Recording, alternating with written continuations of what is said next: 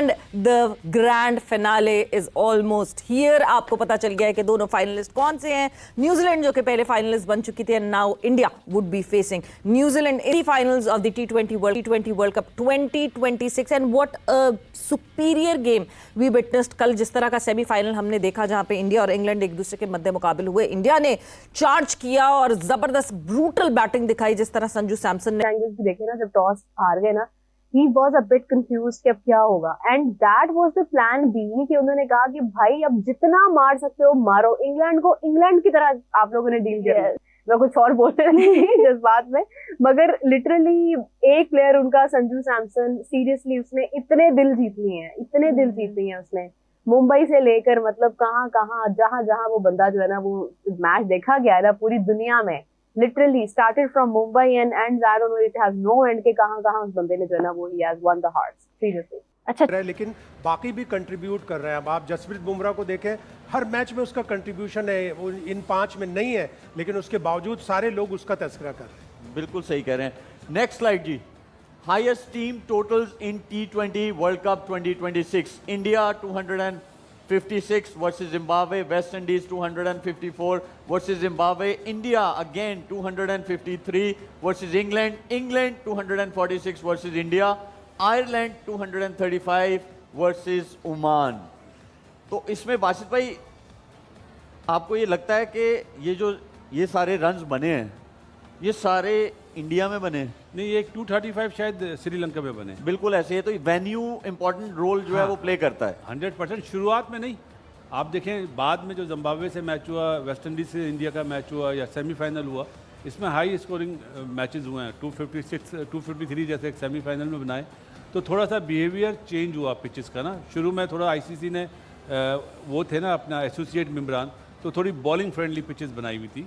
उसके बाद जब टॉप 8 टीमें आई तो बैटिंग फ्रेंडली पिचेस हो गई। कामी, मेरा आपसे ये सवाल है कि आपको हर टाइप का खेलना आना चाहिए ना, as a batter, as a bowler भी आपको हर कंडीशन में बॉलिंग करनी आनी चाहिए। तो ये जितने टोटल्स बने हुए हैं, ये मेरे ख्याल में वेन्यू आपको अलाउ करता है एज अ बैटर कि आप जो है अपने गेयर्स उस तरह चेंज करें, वरना सेमीफाइनल बहुत बड़ा मैच होता है और वहाँ पे ऐसे नहीं होता कि आप आओ और बल्ले घुमाने शुरू कर दो। बिल्कुल ऐसे ही है। और ये जितने बड़े स्कोर नज़र आ रहे हैं, ये उन वेन्यू पे हुए हैं जहाँ पे हाई स्कोरिंग है, स्कोर होता है और बड़ा स्कोर होता है। और बम्बई में आपको पता है कि हाई स्कोरिंग है, छोटा ग्राउंड है, पिच बड़ा ट्रू लगता है बैटर्स के लिए और उतना ही स्कोर बना है, और बॉलर्स के लिए फिर बचना बड़ा मुश्किल हो जाता है। तो ये एक एज होता है बैटर्स को, कंडीशन अच्छी मिल जाए उसका पूरा फ़ायदा उठाए। जैसे हमने सेमीफाइनल में देखा, हमने पहले सेमीफाइनल में भी देखा 169 रन कैसे चेज हुए। फिल एलन ने 33 बॉलों पे 100 कर दिया। ये बड़ा काउंट करता है, वेन्यू बड़ा काउंट करता है। अच्छा, ये क्रिकेटर्स का मैं पॉइंट ऑफ व्यू नहीं चाहता इस चीज़ पे, मैं शायद भाई आपका पॉइंट ऑफ व्यू ये चाहता हूँ। एज अ स्पोर्ट्स जर्नलिस्ट आप बहुत टाइम से जो है मैचेस कवर कर रहे हैं, बहुत सारी आपने कंट्रीज आप घूमे हैं। आपको लगता है कि इस तरह का जो सेमीफाइनल हुआ इंडिया वर्सेस इंग्लैंड, इस तरह की ही पिचेस होनी चाहिए हर जगह?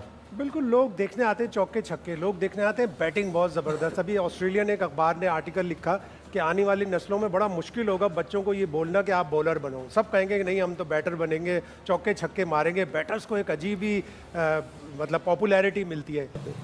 इंग्लैंड ने जिस तरह न्यूजीलैंड को हराया था ना कोलंबो में, इससे ज़्यादा मुश्किल कंडीशन थी वहाँ पे बैटिंग के लिए, लेकिन जिस तरह विल जैक ने और दूसरे ने परफॉर्म करके मैच जितवाया, अब यहाँ पे भी वही चीज़ ऑलमोस्ट हो गई थी।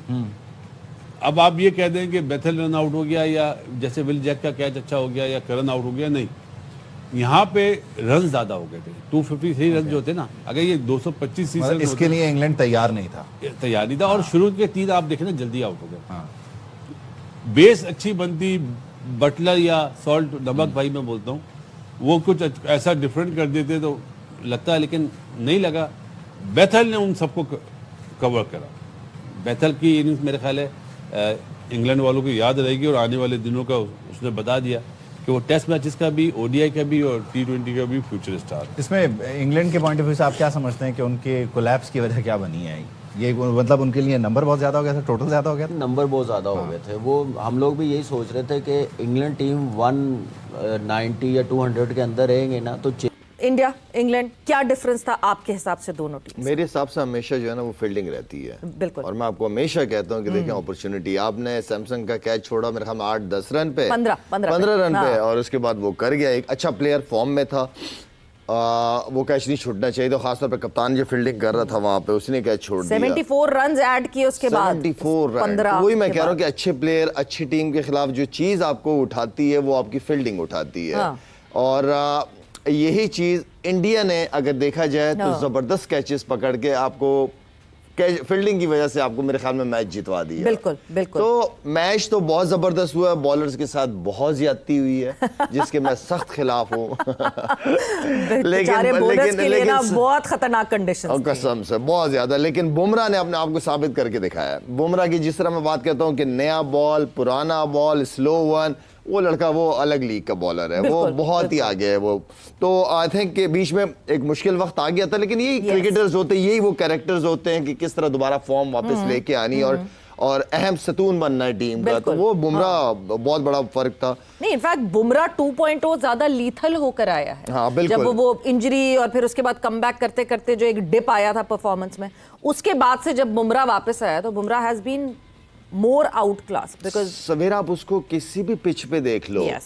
उसके लिए पिच एक्सक्यूज नहीं है। हाँ। उसके पास स्किल्स ही इतनी सारी हैं, हर किस्म की स्किल्स है, हर पिच के हिसाब से बंदा वो होता है कि बॉलिंग करते हुए ना पिच रीड करे कि यार आज मेरी कौन सी बॉलिंग, कौन सी स्किल्स काम आएंगी। वो उसी तरह ओवर के अंदर 4 स्लो वन मारने पड़ते हैं, वो भी करता है। स्विंग, सीम, यॉर्कर्स, इस जैसी यॉर्कर्स काफी अरसे से मैं कहता आ रहा हूं, इस जैसी यॉर्कर्स मैंने नहीं देखी। बिल्कुल। और मतलब राइट टारगेट के ऊपर ऐसा लगता है कि it comes so flawless to him, वो इतने फ्लॉलेस तरीके से जो है वो बॉलिंग करते हुए आप। बिल आखिर इंडिया फाइनल तक पहुंच चुका है, जो कि हमें टूर्नामेंट में कहीं ना कहीं इंडिया स्ट्रगल करता नजर आया और मुश्किल लग रहा था इंडिया का फाइनल तक जाना।